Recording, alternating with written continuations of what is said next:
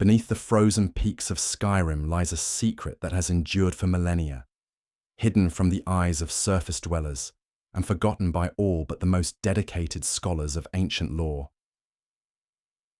What if I told you that an entire underground kingdom exists beneath your feet, stretching across multiple holds and containing mysteries that predate the rise of Nordic civilization itself? This is the story of Blackreach, known in the ancient Dwemer tongue as Faljardim Din, which translates to Blackest Kingdom Reaches. Tonight, we descend into the depths of Tamriel's most enigmatic underground realm to uncover secrets that have remained buried for thousands of years. The very existence of Blackreach challenges everything we think we know about the world above. While Nordic jarls squabble over territory measured in miles, an entire civilization once thrived in a single cavern system that spans beneath the Pale, Winterhold, Jarl March, Hafingar, the Reach, and possibly extending its tendrils beneath all 9 holds of Skyrim.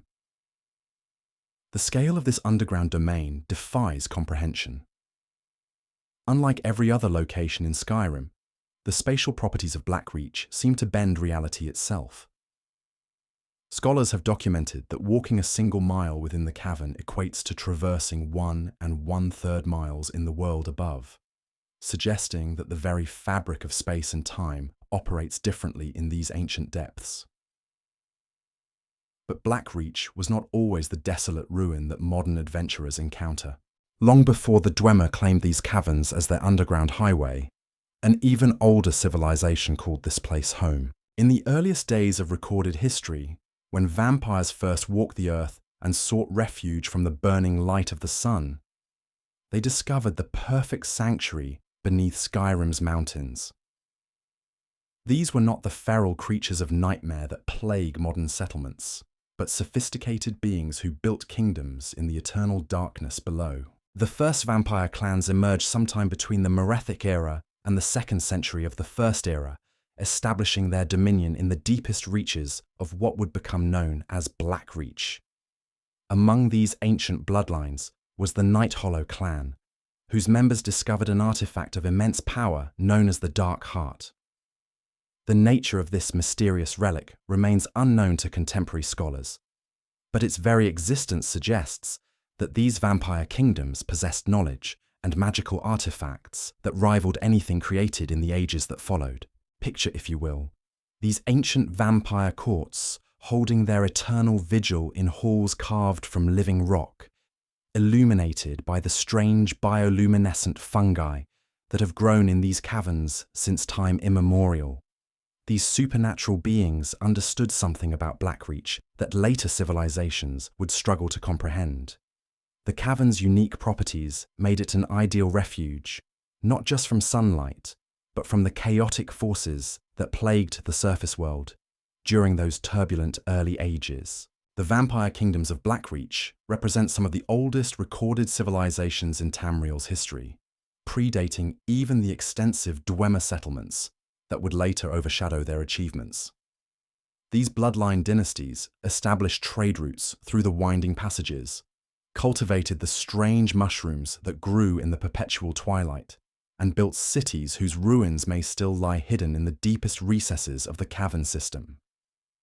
Their knowledge of the underground realm's geography would prove invaluable to later inhabitants, as they mapped passages that connected distant regions of Skyrim through routes that surface dwellers never suspected existed.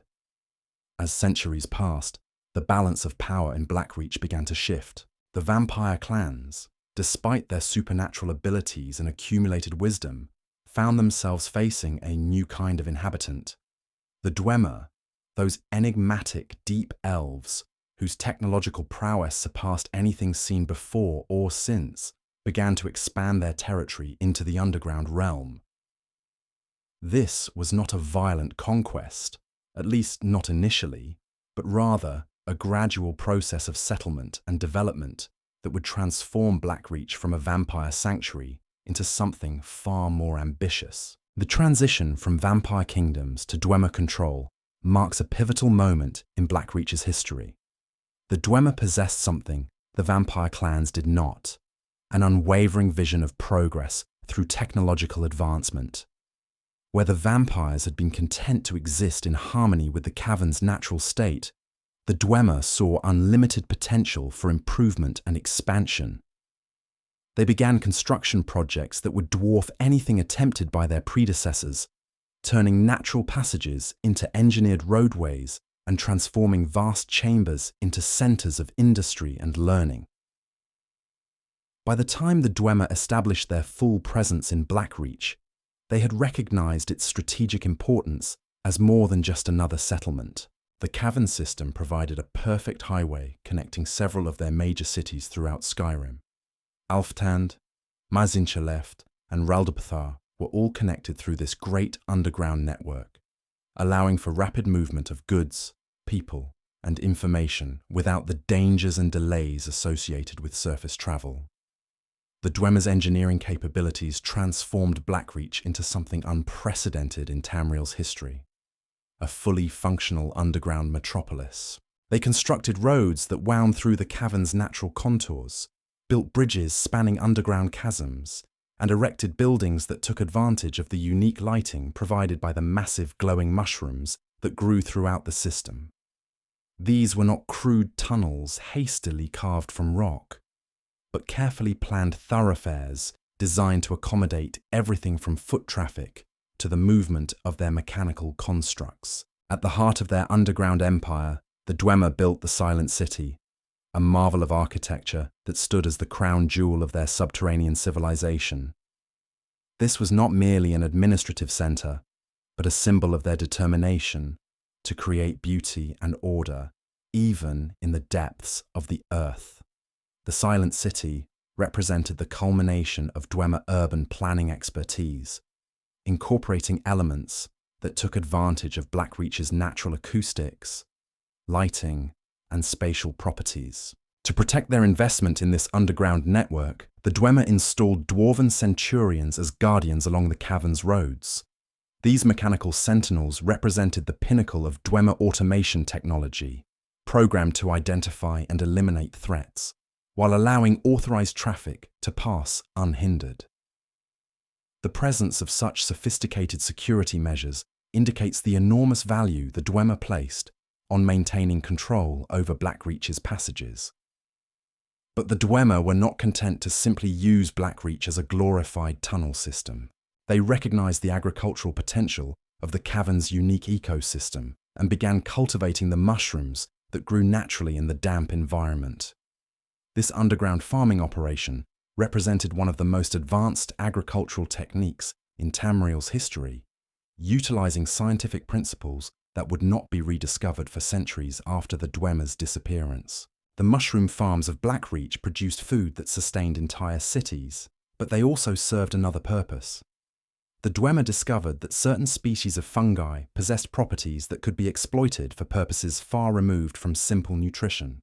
Some varieties exhibited alchemical properties that enhanced their technological research, while others would later play a darker role in the tragic fate of another race that sought refuge in Blackreach's depths. The transformation of Blackreach under Dwemer rule was so complete that it became difficult to imagine the cavern system as anything other than their creation. Yet beneath the roads and buildings, the cultivated mushroom farms and mechanical guardians, the bones of older civilizations remained. The vampire kingdoms had not vanished entirely. Some had simply retreated deeper into the earth, waiting in chambers that the Dwemer never discovered or chose not to disturb. This layered history gives Blackreach a complexity that goes far beyond its role as a Dwemer transportation hub. Every chamber and passage contains echoes of multiple civilizations, each of which left their mark on the cavern system in ways that modern scholars are still struggling to understand. The vampire clans contributed knowledge of the deepest passages and the most hidden chambers. The Dwemer added their technological marvels and architectural achievements. But the story of Blackreach was far from complete, for it would soon become home to another people whose presence would transform the underground realm once again. As we prepare to delve deeper into the mysteries of this ancient place, remember that every glowing mushroom, every carved passage, Every mysterious chamber contains secrets that have waited thousands of years to be discovered. The true scale of Blackreach's importance to Tamriel's history is only beginning to be understood, and with each new revelation, the mystery deepens rather than resolves. In the next part of our journey through these ancient depths, we will explore how Blackreach became the center of one of the most significant technological discoveries in Tamrielic history, and how that discovery would ultimately lead to betrayal, war, and the tragic transformation of an entire race. The caverns that once echoed with the footsteps of vampire nobility and the mechanical rhythm of Dwemer industry would soon resonate with the sounds of conflict that would rage for decades in the darkness below, while the world above remained completely unaware of the drama unfolding beneath their feet. The discovery that would forever change the destiny of Blackreach began with the glint of an unusual crystal in the depths of Ralbthar. In the year 1E221, Dwemer miners working the deepest shafts of their underground city uncovered something that would challenge everything they understood about the nature of reality itself. They had found Aetherium, a crystalline substance that seemed to exist partially outside the normal flow of time and space, shimmering with an inner light that defied conventional explanation. To comprehend the significance of this discovery, we must understand what Aetherium represented to the Dwemer mind. These were not a people easily impressed by magical phenomena. Their entire civilization was built upon the principle that the mysteries of the universe could be understood, catalogued, and ultimately controlled through the application of scientific method and technological innovation. Yet here was a substance that seemed to mock their efforts at classification, a material that exhibited properties so extraordinary that even their most advanced instruments could barely measure its effects. The initial samples extracted from the Ralbthar mines exhibited characteristics that bordered on the impossible. Aetherium appeared to exist in multiple states simultaneously, sometimes behaving like a solid crystal, other times flowing like liquid light, and occasionally seeming to phase in and out of visible reality altogether. When subjected to conventional smelting techniques, it would either refuse to melt entirely or suddenly transform into forms of energy that their equipment was not designed to contain. But rather than being discouraged by these challenges, the Dwemer saw them as the ultimate test of their technological prowess. If they could master Aetherium, if they could unlock its secrets and bend it to their will, they would possess a material capable of creating artifacts that surpassed anything previously imagined. The very difficulty of working with this ethereal substance only fueled their determination to succeed. Word of the discovery spread rapidly through the underground network of Blackreach, carried by messengers who travelled the well-maintained roads between the connected cities. Within months, delegations from Arkenthams, Mzulft, and Bitharzel had arrived in Ralbthar to examine the samples and assess the potential of this remarkable find.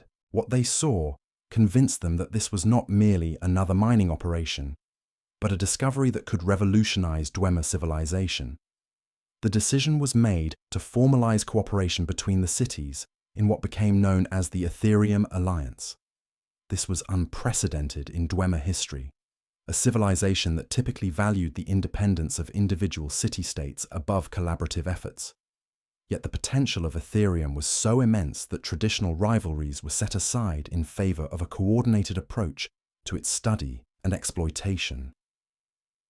The Alliance divided responsibilities with a precision that reflected centuries of Dwemer organizational expertise. Arkenthams, with its extensive research facilities and central location, was designated as the primary command center where overall strategy would be determined and coordinated.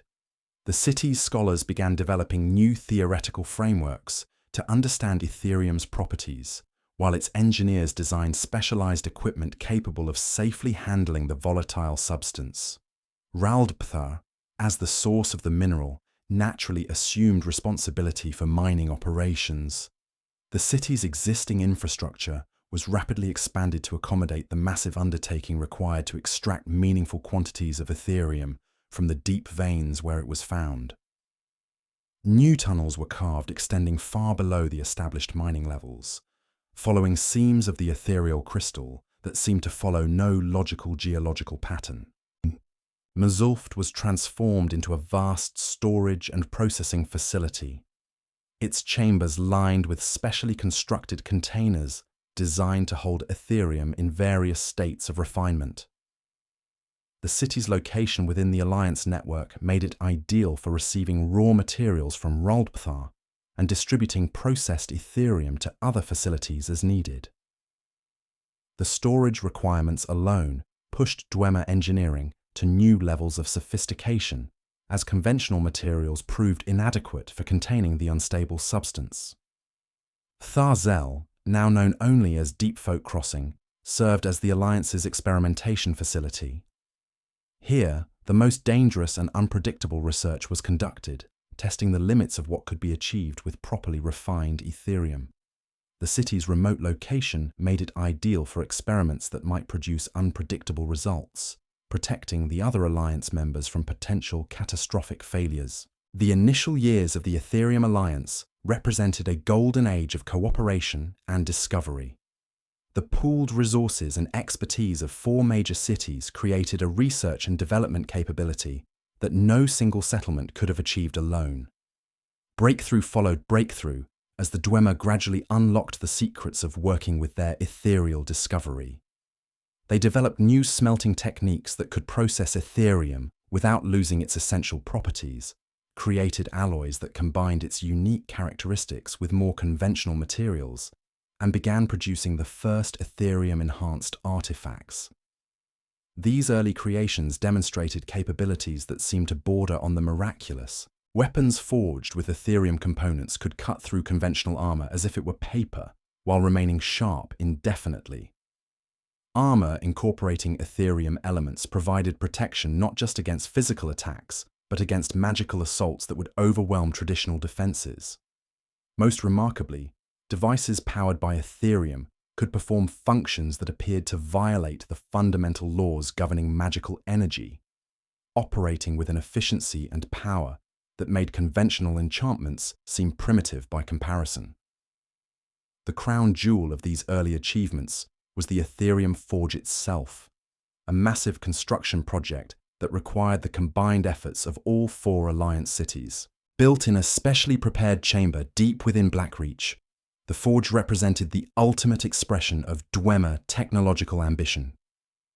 This was not merely a tool for creating objects, but a device capable of manipulating the fundamental forces that governed reality itself. The forge's construction required innovations in every aspect of Dwemer engineering. New architectural techniques were developed to create a structure capable of containing the enormous energies involved in Aetherium manipulation. Revolutionary metallurgical processes were invented to create components that could withstand the stresses of working with matter that existed partially outside normal space-time.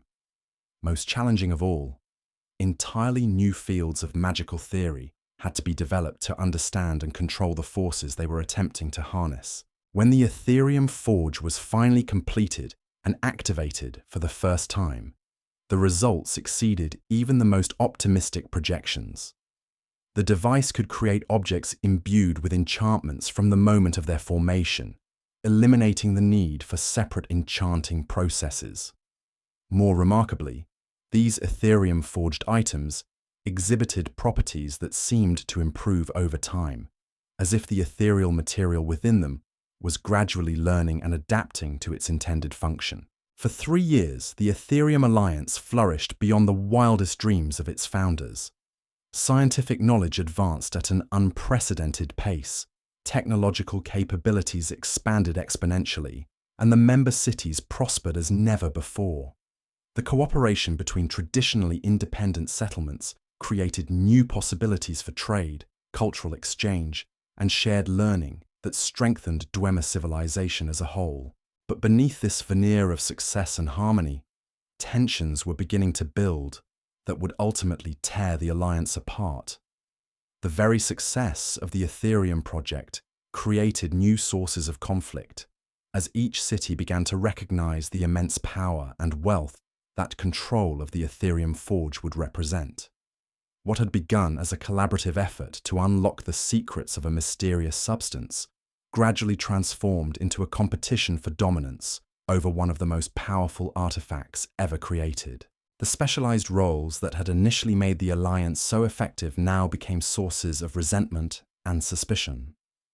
Raldthar, as the sole source of raw Aetherium, began to question why they should share the profits from their mineral wealth with cities that contributed only processing and research capabilities.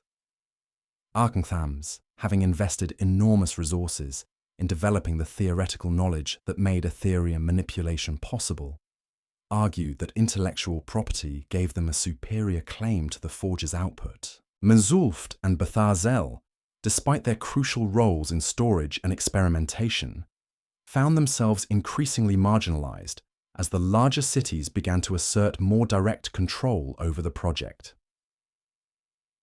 The careful balance of responsibilities that had made the Alliance successful was beginning to shift as each member calculated their own interests against the collective good.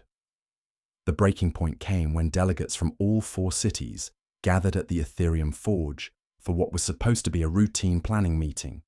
Instead of cooperation, they found suspicion. Instead of shared purpose, they discovered competing agendas. The unity that had made their achievements possible crumbled in a single day as each city declared its intention to claim independent control over the Aetherium, the Forge, and the incredible artifacts it could create. What followed was not open warfare, but something perhaps more destructive, a cold war of espionage, sabotage, and gradual withdrawal of cooperation that would ultimately doom not just the Aetherium Alliance, but the broader Dwemer civilization that had benefited so greatly from its success. The greatest technological achievement in Tamrielic history was about to become the catalyst for conflicts that would echo through the depths of Blackreach for centuries to come. The dissolution of the Aetherium Alliance marked the beginning of the end for what many scholars now consider the golden age of Dwemer civilization. What had taken years of careful negotiation and unprecedented cooperation to build was destroyed in a matter of months as each city-state retreated into isolation, taking with them their portion of the knowledge and expertise that had made their collective achievements possible. The specialized techniques developed at each facility became closely guarded secrets, while the coordinated research that had unlocked Aetherium's potential ground to a halt. The immediate aftermath of the Alliance's collapse was felt most acutely in the mining operations at Raldthar. Without the coordinated support of the other cities, the complex extraction processes that had been developed to harvest Aetherium safely became increasingly dangerous and inefficient. Equipment designed to work in conjunction with processing facilities at Menzulft began to malfunction when forced to operate in isolation. Safety protocols that had relied on expertise from Arkanthams were abandoned or improperly implemented, leading to accidents that claimed both lives and valuable resources. Perhaps most tragically, the Aetherium Forge itself fell into disuse. This marvel of engineering, which had required the combined knowledge of 4 cities to construct and operate, became too complex for any single settlement to maintain properly. Without the collaborative effort that had brought it into existence, the Forge gradually fell silent, its ethereal energies contained but no longer harnessed for creation. The device that had once produced artifacts of unimaginable power became little more than a monument to what cooperation could achieve and what division could destroy.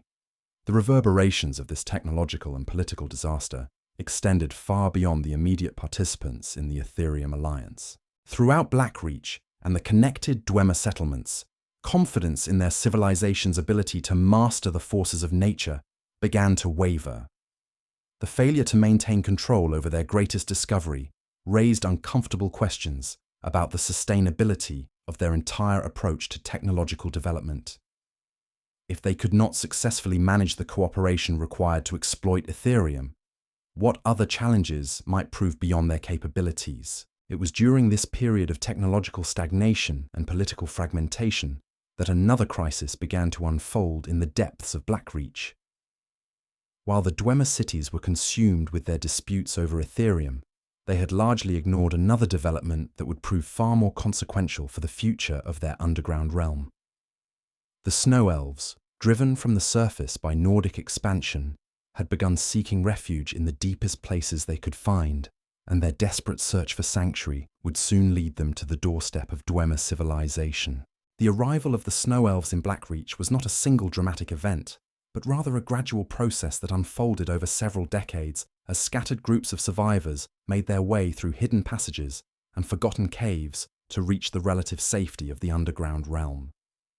These were not the proud and sophisticated Falmer of legend, but broken remnants of a once great civilization, traumatized by their losses and desperate for any shelter from the Nordic persecution that had driven them from their ancestral homes. King Harold's campaigns had been thorough in their destruction of Snow Elf settlements, but small pockets of survivors had managed to escape the systematic extermination by fleeing ever deeper into the wilderness. These refugees carried with them nothing but the clothes on their backs and the bitter knowledge that their entire way of life had been swept away by the advancing tide of human expansion. They were a people without a homeland, without hope, and without any choice but to accept whatever terms might be offered by those powerful enough to protect them. The Dwemer response to these desperate refugees was initially pragmatic rather than humanitarian. Their cities were well defended and had little to fear from small groups of starving elves. But the presence of these outsiders in their territory presented both opportunities and challenges that required careful consideration. Some saw the Snow Elves as potential labourers who could be put to work in the mines and workshops where Dwemer citizens were reluctant to perform the most dangerous tasks. Others viewed them as a security risk whose presence might attract unwanted attention from surface authorities. After extensive deliberation, the Dwemer leadership reached a decision that would forever stain their legacy and transform the nature of Blackreach itself. They would accept the Snow Elves as residents of their underground realm, but not as equals or even as respected guests. Instead, these refugees would become a permanent underclass, bound to serve their hosts through methods that ensured their complete dependence and submission. The mechanism chosen for this subjugation was as insidious as it was effective. The Dwemer had discovered, through their extensive study of Blackreach's ecosystem, that certain species of fungi growing in the deepest chambers possessed powerful psychoactive and physiological effects. These toxic mushrooms, when prepared properly and consumed regularly, would gradually alter the physical and mental characteristics of those who ingested them, creating changes that would persist across generations. The process began subtly, presented to the Snow Elves as a necessary adaptation to their new underground environment. The Dwemer explained that surface dwellers required special dietary supplements to survive in the unique conditions of Blackreach, where the absence of sunlight and the presence of various atmospheric gases made conventional nutrition insufficient. The mushroom-based preparations were described as beneficial treatments that would help the refugees adapt to their new home, while providing essential nutrients unavailable through other means. What the Snow Elves did not understand was that these fungal preparations had been specifically selected and cultivated to produce profound physiological changes. The toxic compounds within the mushrooms attacked the optic nerves, gradually destroying the refugees' ability to see, while simultaneously affecting their cognitive functions and emotional stability. The process was slow enough that each individual dose seemed harmless, but the cumulative effects were irreversible and devastating.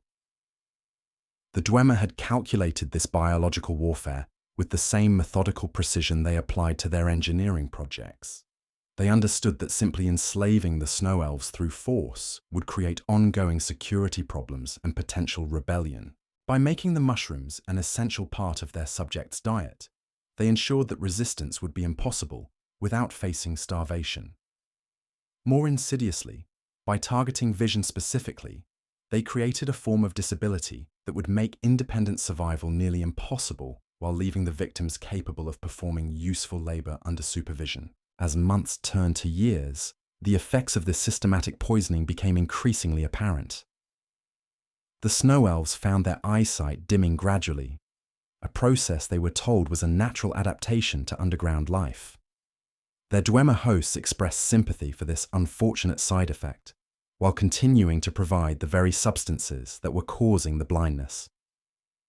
The victims had no choice but to accept this explanation and continue consuming the preparations that were slowly destroying their sight, as refusing the supplements meant facing starvation in an environment where they had no independent access to food. The physical transformation was accompanied by psychological changes that were equally profound. The toxic fungi affected brain chemistry in ways that increased docility and reduced the capacity for independent thought.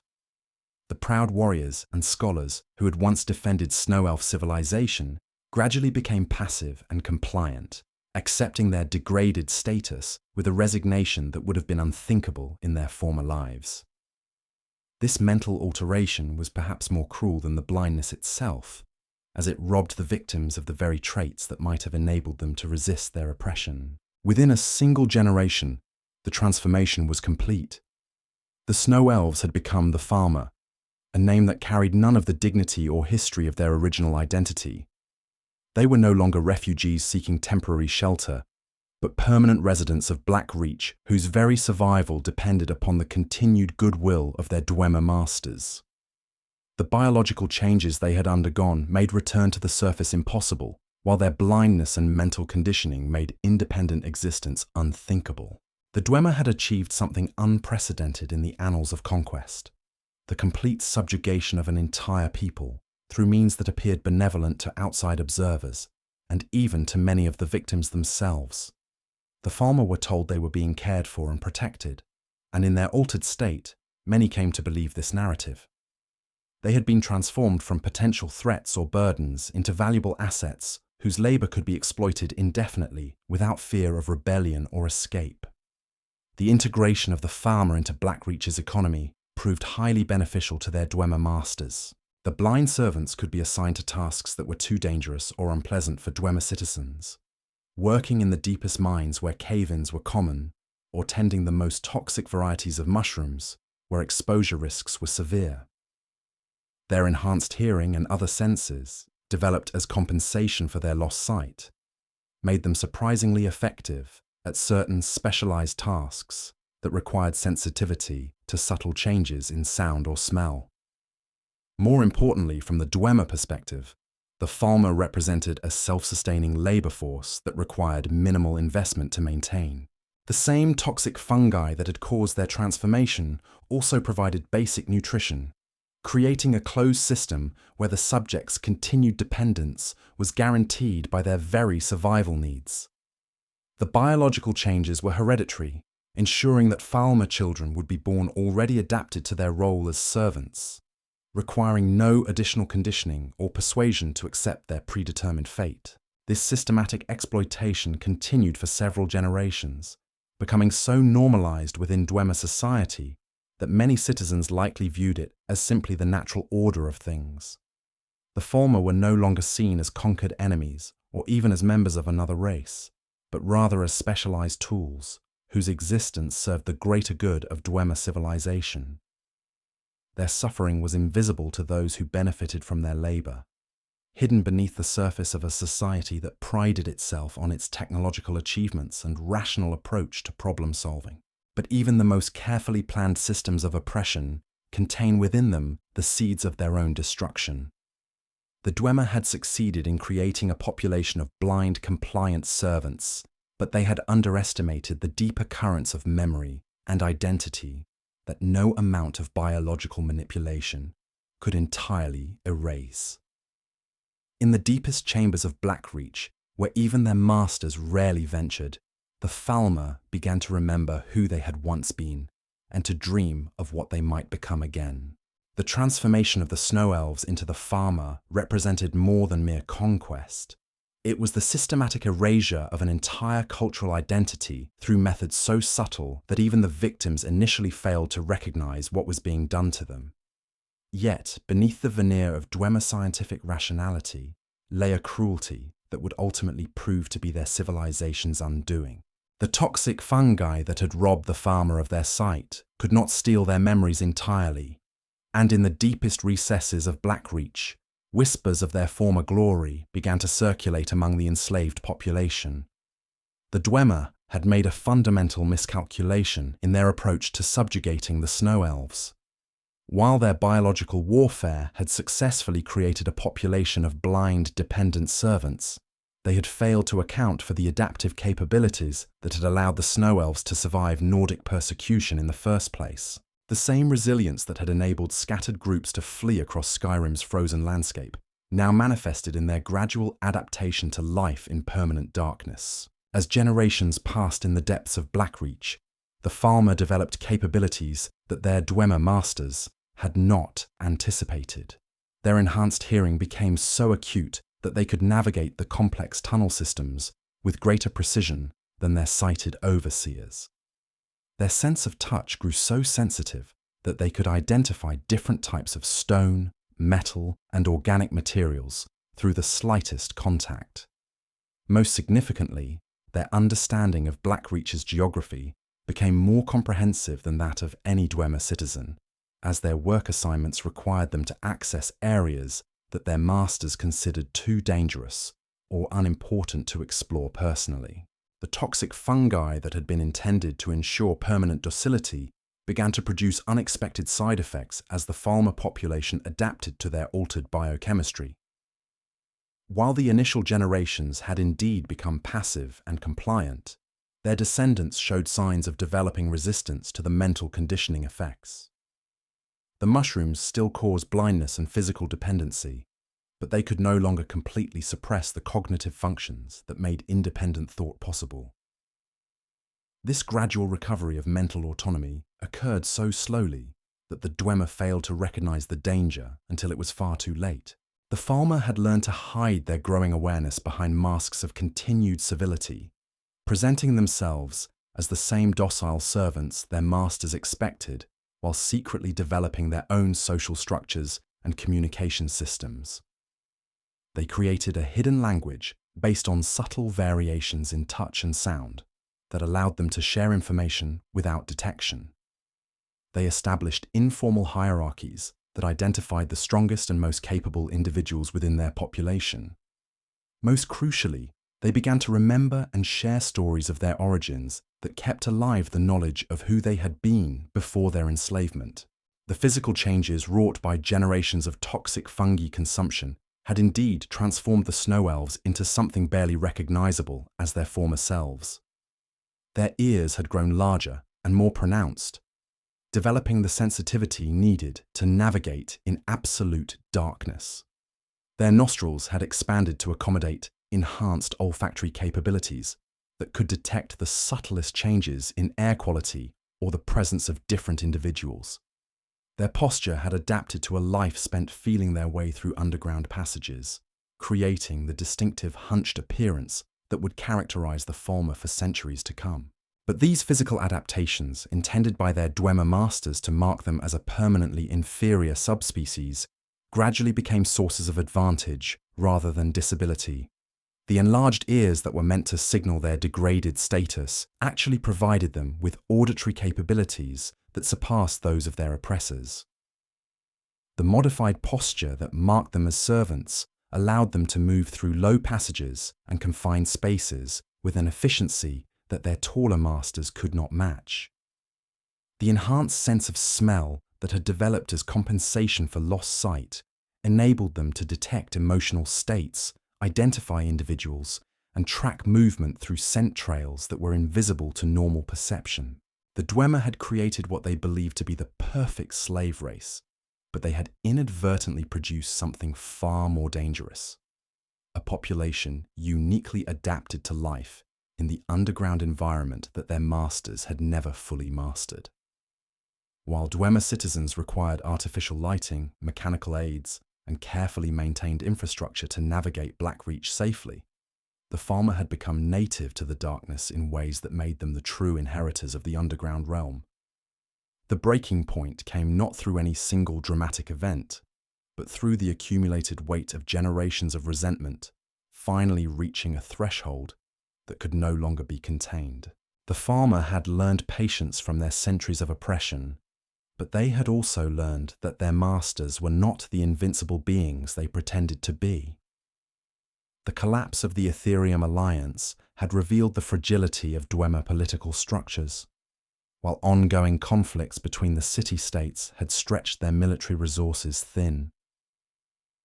More importantly, the Falmer had discovered something their masters had overlooked in their arrogance. They were not alone in their hatred of Dwemer rule.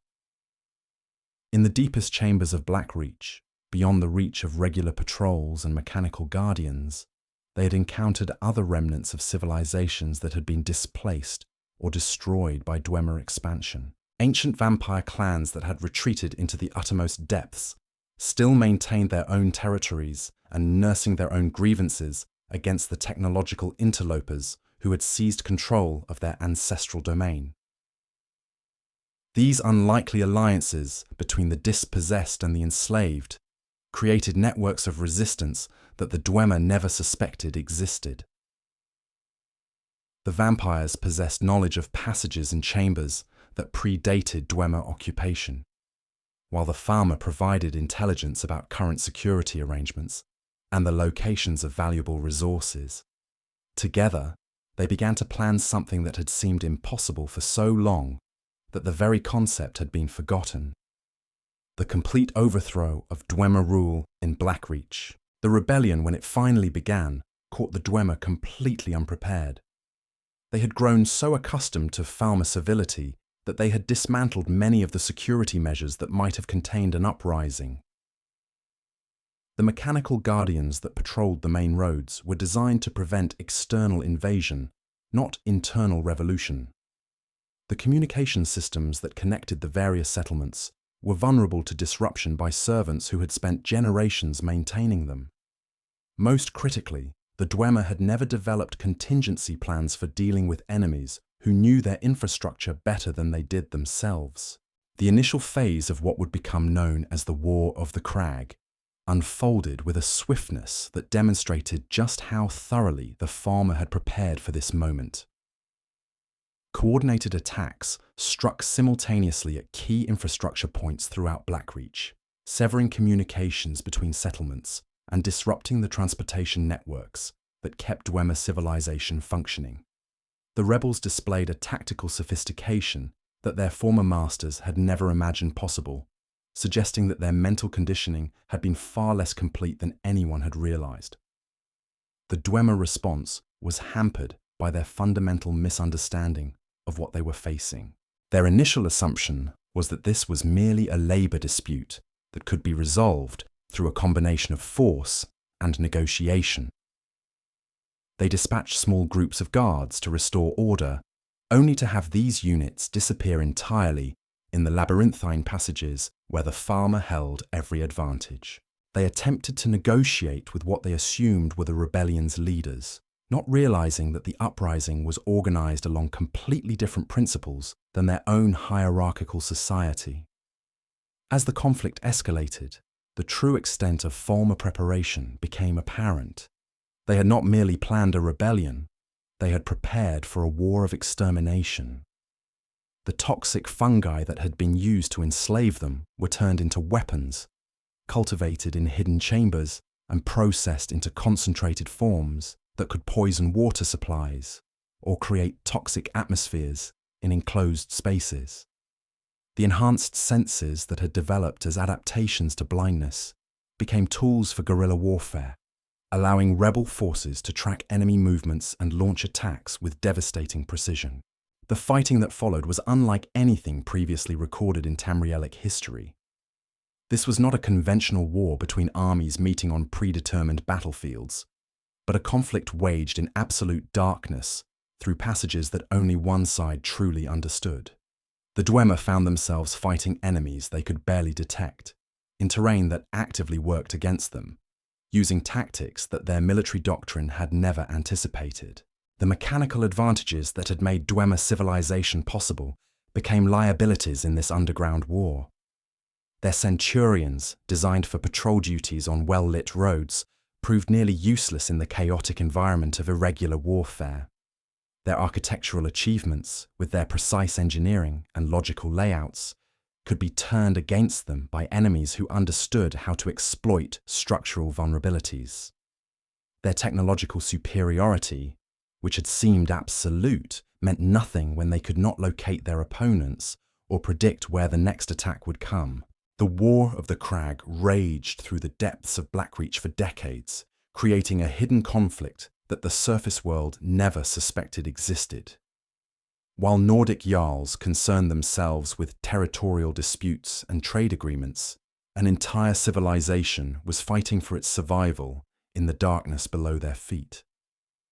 The sounds of battle echoed through passages that stretched for miles beneath multiple holds, yet not a whisper of the conflict reached the ears of those who walked above. The Falmer's knowledge of Blackreach's deepest reaches proved to be their greatest strategic advantage. When Dwemer forces managed to secure a particular chamber or passage, the rebels would simply retreat deeper into areas their enemies had never explored. The ancient vampire kingdoms had left behind tunnel systems that connected regions of the cavern network in ways that Dwemer cartographers had never mapped. These forgotten pathways allowed rebel forces to appear behind enemy lines, strike at vulnerable targets, and disappear again before effective retaliation could be organized. As the war dragged on, both sides were transformed by the brutal necessities of underground combat. The Dwemer, forced to fight in conditions that negated their technological advantages, began to develop new tactics and equipment specifically designed for warfare in absolute darkness.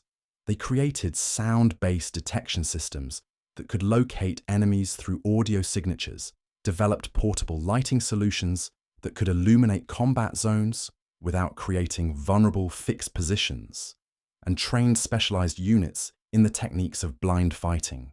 The Falmer, meanwhile, evolved from a population of enslaved servants into a military force whose capabilities were perfectly suited to their environment.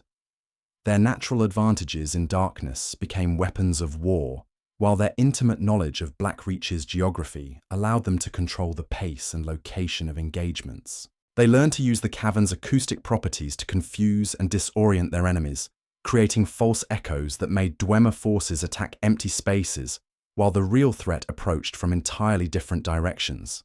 The conflict's intensity was magnified by its deeply personal nature. This was not merely a war between competing political entities, but a struggle between oppressor and oppressed that carried the accumulated hatred of generations. The Falmer fought with the desperation of those who knew that defeat meant not just death, but a return to the slavery that had defined their existence for centuries. The Dwemer, meanwhile, found themselves confronting the consequences of their own cruelty in ways that their rational worldview had never prepared them to understand. The war's conclusion came not through military victory by either side, but through an event so unprecedented that it changed the fundamental nature of reality itself. In the year 1E 700, at the height of the conflict, every Dwemer citizen throughout Tamriel simply vanished, leaving behind their cities, their technology, and their mechanical constructs, but taking with them any hope of understanding what had caused their disappearance. The Falmer, who had spent decades fighting for their freedom, suddenly found themselves the victors by default in a war that no longer had any opposing forces. The aftermath of this mysterious vanishing left Blackreach in a state of eerie silence that would persist for centuries. The great underground civilization that had once bustled with activity became a tomb filled with abandoned machinery and empty halls. The Falmer, finally free from their oppressors, inherited a realm that bore the scars of decades of warfare and the strange emptiness left by an entire race's inexplicable departure. The silence that descended upon Blackreach following the Dwemer's mysterious disappearance was not the peaceful quiet of resolution, but something far more unsettling. It was the silence of a realm suddenly emptied of purpose, where the echoes of vanished footsteps seemed to linger in passages that would never again know their maker's presence. The Falmer, emerging from their hidden strongholds to survey a domain that was now theirs by default, found themselves inheriting not a prize, but a haunted monument to civilizations that had risen and fallen in the eternal darkness below. The immediate aftermath of their unexpected victory presented challenges that the Falmer were uniquely equipped to face, yet psychologically unprepared to confront. For generations, their entire existence had been defined by resistance to Dwemer rule. Their social structures, their tactical knowledge, their very sense of identity had been forged in the crucible of rebellion against technological oppression. Now, with their oppressors vanished as if they had never existed, the Falmer faced the daunting task of transforming themselves from a resistance movement into the dominant civilization of an underground realm. The physical infrastructure left behind by the Dwemer presented both opportunities and obstacles for their new inheritors. The road networks that had once facilitated the movement of goods and armies throughout Blackreach remained intact, but they had been designed for a society that relied heavily on artificial lighting and mechanical transportation. The Falmer, with their enhanced senses and natural adaptation to darkness, had little use for the elaborate lighting systems that lined these thoroughfares, yet they lacked the technical knowledge to maintain the more complex mechanical systems that kept other aspects of the infrastructure functional. The Silent City, that crown jewel of Dwemer urban planning, became a particularly poignant symbol of this inheritance. Its carefully designed chambers and precisely engineered passages stood empty, their acoustic properties still perfect, their architectural beauty unmarred by the conflict that had raged around them. Yet the Falmer who explored these abandoned halls found them profoundly alien, designed for a way of life that bore no resemblance to their own cultural traditions or practical needs. The mushroom farms, that had once fed both Dwemer citizens and their Falmer slaves, continued to flourish in the aftermath of the vanishing, their cultivation requiring little active maintenance beyond what centuries of careful breeding had already established. These agricultural systems provided the newly liberated Falmer with abundant food sources, but they also served as constant reminders of their former bondage.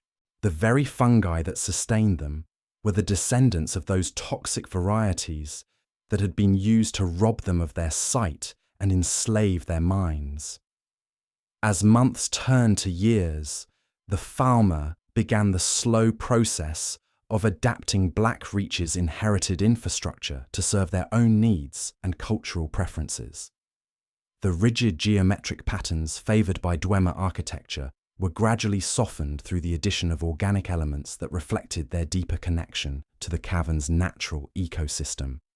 Passages were modified to accommodate their distinctive movement patterns, while chambers were reconfigured to take advantage of their superior acoustic abilities rather than relying on visual cues. The mechanical guardians that had once patrolled Blackreach's roads presented a particularly complex challenge for the new rulers of the underground realm. These dwarven centurions continued to function according to their original programming, treating any unauthorized presence as a potential threat to be eliminated. The Falmer, despite their victory over their creators, found themselves still threatened by these mechanical remnants of Dwemer military might. However, their intimate knowledge of Blackreach's geography allowed them to develop strategies for dealing with these automated threats that their former masters had never anticipated. The Falmer learned to use the cavern's acoustic properties to confuse the Centurion's detection systems, creating false sound signatures that would lure the mechanical guardians into ambushes where they could be overwhelmed through coordinated attacks. More cleverly, they discovered methods for leading the machines into areas where the terrain itself would disable them, using their knowledge of unstable ground, narrow passages, and other natural hazards to neutralize threats without direct confrontation. The deeper chambers of Blackreach, those areas that had remained largely unexplored even during the height of Dwemer occupation, became focal points for Falmer expansion and development. Here, beyond the reach of automated defenses, and far from the architectural remnants of their former oppressors, they could build according to their own preferences and needs. These new settlements reflected a completely different approach to underground civilization, one that worked with the natural contours of the cavern system rather than imposing artificial order upon it. The social transformation of the Falmer during this period was as dramatic as their physical expansion throughout Blackreach. The collaborative structures that had enabled their successful rebellion evolved into more permanent forms of governance that emphasize consensus and shared decision-making, rather than the hierarchical authority that had characterized both their former Dwemer masters and the ancient Snow Elf kingdoms from which they had originally descended. Yet this newfound freedom came with unexpected psychological costs that would profoundly shape former civilization for centuries to come. The generations of warfare that had defined their existence had created a population whose instincts and reflexes were permanently attuned to conflict. The skills that had made them effective guerrilla fighters in the War of the Crag did not easily translate to the peaceful pursuits of agriculture, craftsmanship, and community building that characterized normal civilized existence. The absence of external enemies created an internal restlessness that manifested in increasingly frequent disputes between different Falmer communities.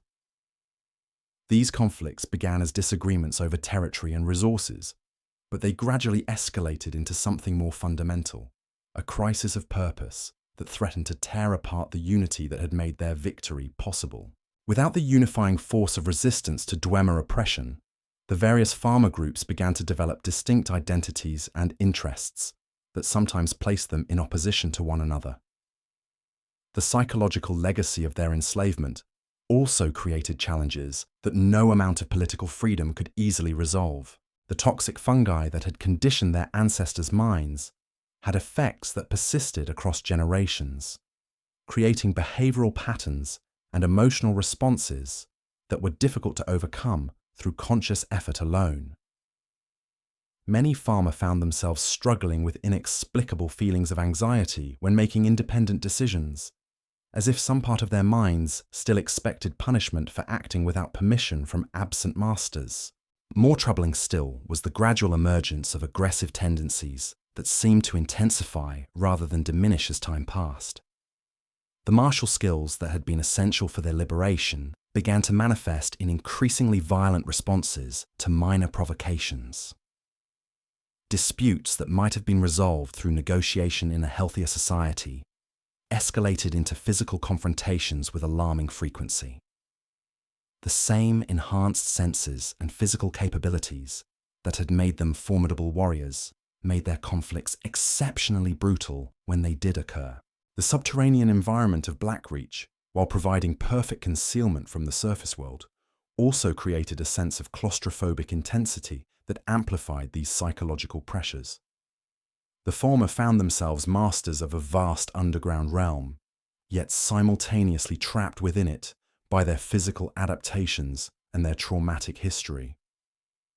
The blindness that had been imposed upon them by their former oppressors made the surface world effectively inaccessible, while their distinctive appearance would have marked them as monsters to any surface dwellers they might encounter. This combination of freedom and imprisonment created a unique form of existential frustration that would ultimately drive the Falmer towards solutions that their more peaceful ancestors would never have contemplated.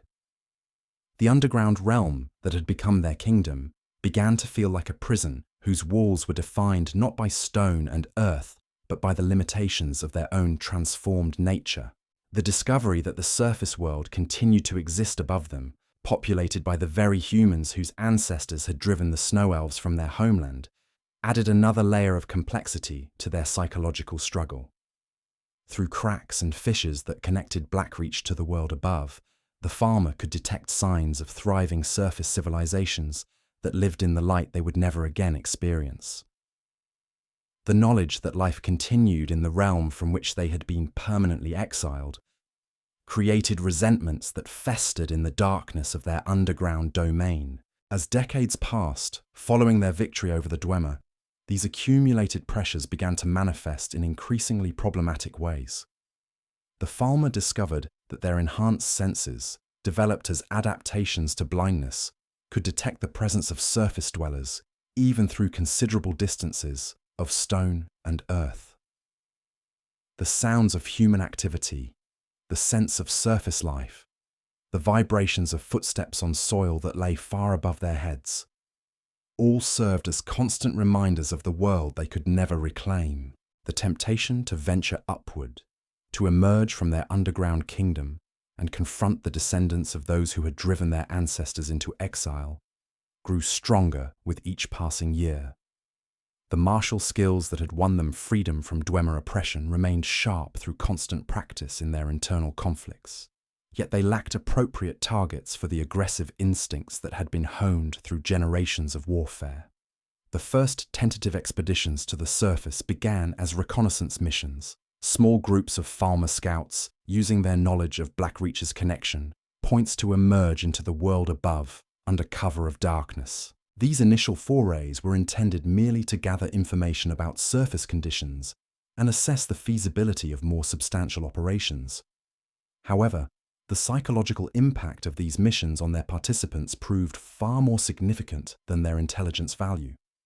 For Falmer, who had known only the eternal darkness of Blackreach, even brief exposure to the surface world created profound emotional responses that ranged from wonder to rage. The night sky, with its stars and moons providing illumination that their enhanced senses could detect even if their damaged eyes could not process, represented a beauty that had been stolen from them through no fault of their own. The fresh air, carrying scents of growing things and open spaces, reminded them of everything their transformation had cost them, but it was the evidence of human prosperity that proved most inflammatory to Falmer sensibilities. The same Nordic descendants who had driven the snow elves from their homeland now lived in comfortable settlements, raised families in safety, and enjoyed the freedom of movement between different regions that the Falmer would never experience. The injustice of this situation, where the oppressors thrived while their victims remained hidden in darkness, created a burning resentment that demanded some form of response. The transition from reconnaissance to active raids occurred gradually, almost inevitably, as the psychological pressures that had been building within Falmer society found their natural outlet in violence directed against surface targets. These initial attacks were small-scale affairs, striking isolated farms or lone travelers who would not be immediately missed. The perpetrators told themselves they were simply gathering resources that their underground kingdom required, but the satisfaction they derived from these acts of violence revealed deeper motivations that had little to do with practical necessity. The success of these early raids, both in terms of material gains and psychological release, encouraged more ambitious operations. The Falmer discovered that their natural advantages in stealth and their enhanced senses made them nearly invisible predators in the surface world.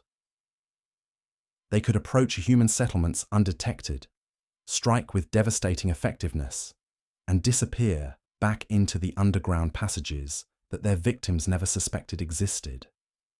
The legends that began to circulate among Nordic communities spoke of small, goblin-like creatures that emerged from cracks in the earth during the darkest hours of night. These mysterious beings were said to kill livestock, attack solitary travelers, and most terrifyingly, steal children from their beds without leaving any trace of their presence. The descriptions varied from settlement to settlement, but certain elements remained consistent.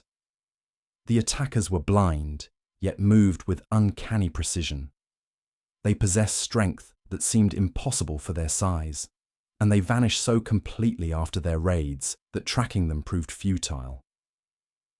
What the surface dwellers could not have understood was that these attacks represented more than simple predation or resource gathering. For the Falmer, each successful raid served as a form of psychological therapy, a way of reclaiming some measure of agency in a world that had systematically stripped them of power and dignity. The fear they instilled in their victims provided a form of validation that they were still forces to be reckoned with, despite their physical limitations and social isolation. The children taken during these raids faced fates that varied depending on the specific motivations of their captors. Some were simply killed, their deaths serving as symbols of the revenge that the Falmer sought against the human race that had wronged them. Others were kept alive and subjected to the same toxic fungi treatments that had transformed the Snow Elves into the Falmer, creating new servants who would never know any existence other than blindness and bondage. Most tragically, some of these stolen children were raised within Falmer society as a form of living proof that the balance of power had shifted. These human captives, twisted by the same biological warfare that had destroyed the Snow Elves, became walking demonstrations of Falmer ability to inflict the same suffering that had once been imposed upon them.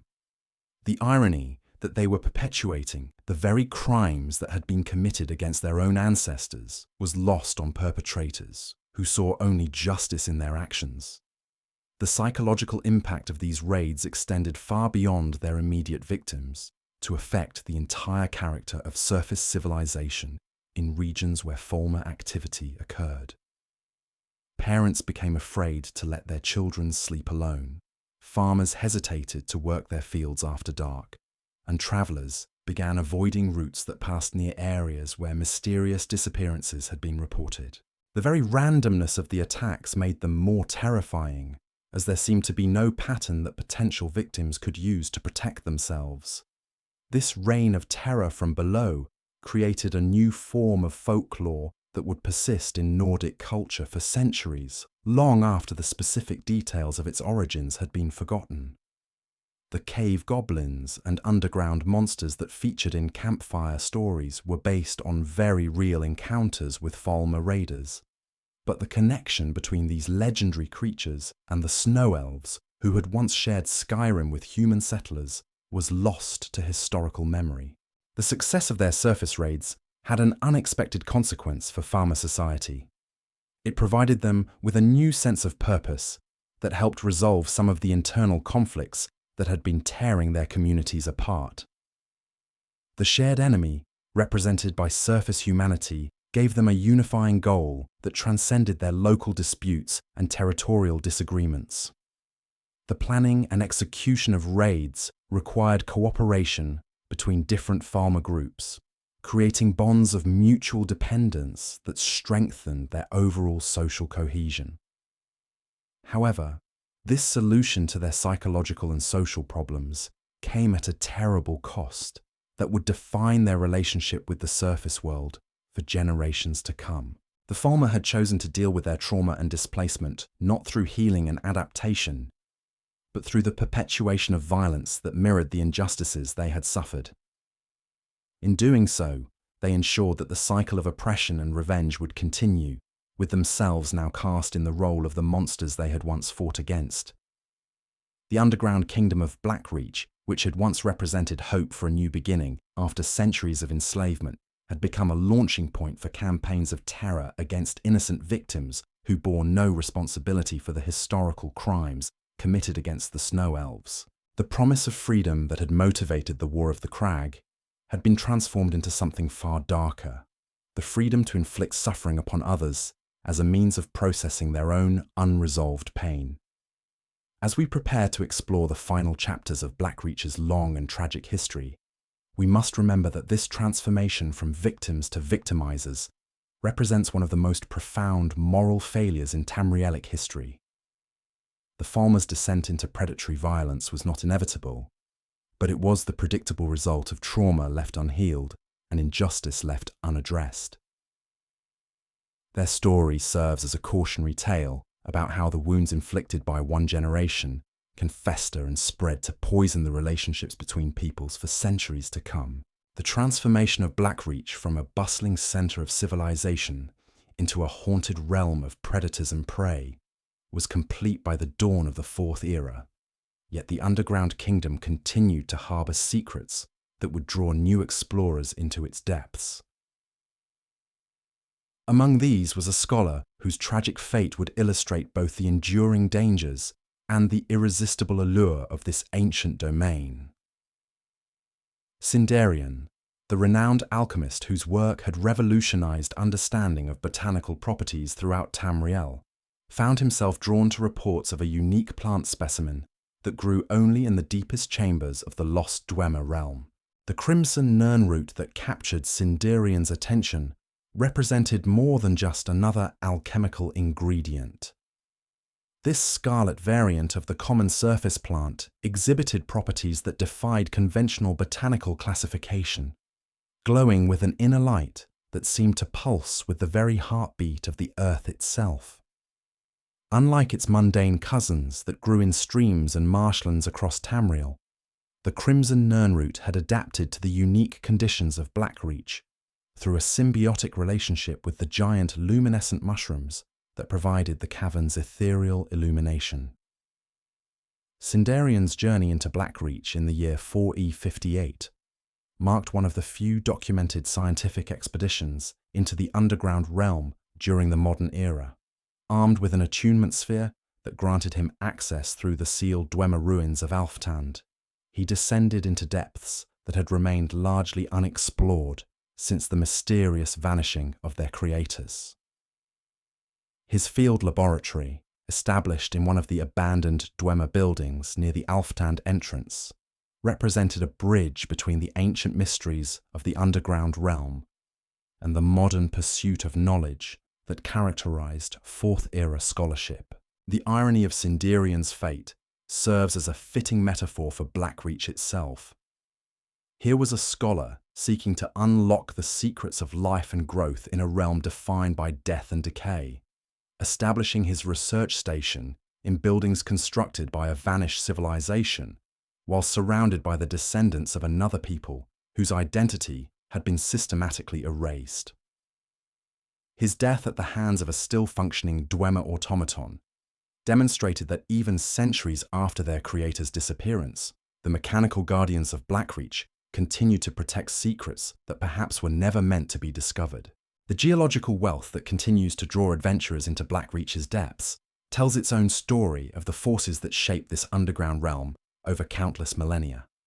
The 36 geode veins scattered throughout the cavern system represent more than mere mineral deposits. They are windows into the deep history of Skyrim itself, formed through processes that occurred long before the first civilizations recognized the strategic value of this hidden domain.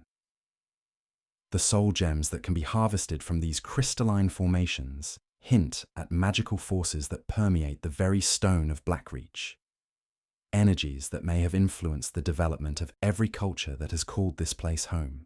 The presence of rare minerals like ebony and quicksilver throughout the cavern system provides tangible evidence of the geological processes that made Blackreach such a prize for successive civilizations.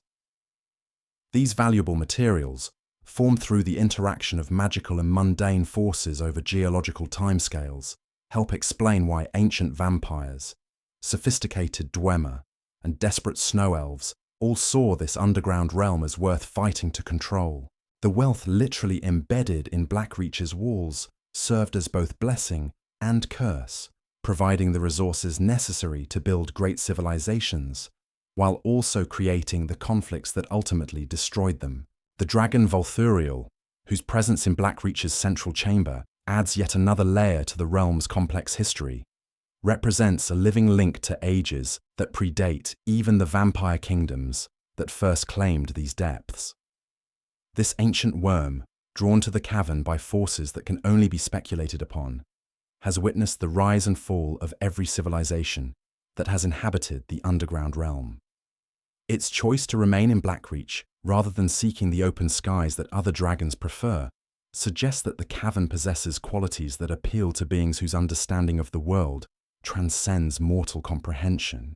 The Tower of Mzark, standing sentinel in the heart of Blackreach, houses mysteries that may be more significant than all the gold and gems scattered throughout the cavern system.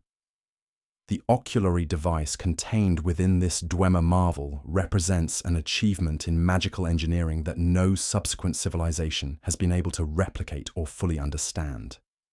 This machine, capable of safely extracting knowledge from Elder Scrolls without inflicting the blindness that typically befalls those who attempt to read these prophetic artifacts, may hold keys to understanding not just Dwemer technology, but the fundamental nature of time and prophecy itself. The tragic irony that the Dwemer, who created a device to prevent blindness, ultimately fell victim to their own treatment of the Snow Elves through the very condition they sought to avoid, speaks to the complex moral threads that run throughout Blackreach's history. The Tower of Menzark stands as a monument to the heights of achievement that intelligent beings can reach, while the Falmer who now inhabit its shadows serve as a reminder of the depths to which those same beings can sink when they allow fear and prejudice to guide their actions. As our journey through the mysteries of Blackreach draws to its close, we are left with more questions than answers, more shadows than illumination. This underground realm serves as a microcosm of all the forces that have shaped Tamriel's history, the rise and fall of civilizations, the consequences of unchecked ambition, the price of technological advancement divorced from moral consideration, and the way trauma can echo across generations, long after its original causes have been forgotten. The glowing mushrooms that light Blackreach's passages have witnessed empires built on the bones of their predecessors, each generation believing themselves to be the final inheritors of this underground kingdom, each ultimately learning that they too were merely temporary custodians of mysteries that existed long before their arrival and will persist long after their departure. The Crimson Nirnroot continues to grow in symbiosis with these ancient fungi, adapting and thriving in conditions that would kill surface plants, serving as a reminder that life finds ways to flourish even in the most unlikely circumstances. Perhaps that is the ultimate lesson of Blackreach, that beneath the surface of familiar landscapes lie depths of history and complexity that challenge our understanding of what it means to build a lasting civilization. The underground realm continues to exist, patient and eternal, waiting for the next explorers who will descend into its depths, seeking answers to questions they may not yet know how to ask. In the darkness below, illuminated by the soft glow of bioluminescent fungi and the steady pulse of geode veins, the mysteries of Blackreach endure, as timeless and enigmatic as the day they were first discovered by beings whose names have been lost to the passage of ages. The silence that pervades these ancient halls is not empty, but full of whispers from the past, echoes of footsteps that will never sound again, and the promise of secrets yet to be revealed. For those brave enough to venture into the depths, Blackreach offers not just treasure and knowledge, but a humbling reminder of the forces that shape civilizations, and the price that must sometimes be paid for progress. In the end, we are all temporary visitors in realms that existed before us, and will continue long after we have returned to the surface, leaving behind only our own small additions to the great tapestry of history that unfolds in the eternal twilight of the Blackest Kingdom reaches.